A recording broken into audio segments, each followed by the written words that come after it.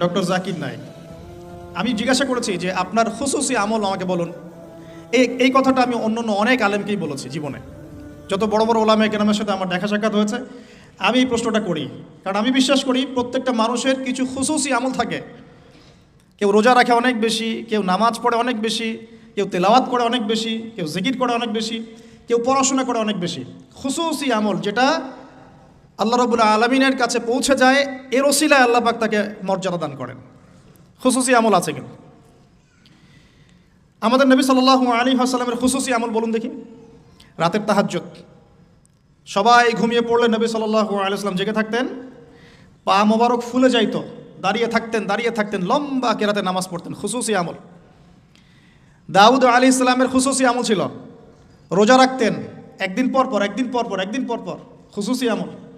এরকম এক এক সাহাবীর এক এক নবীর এক এক সাহাবীর খুসুসি কিছু আমল আছে।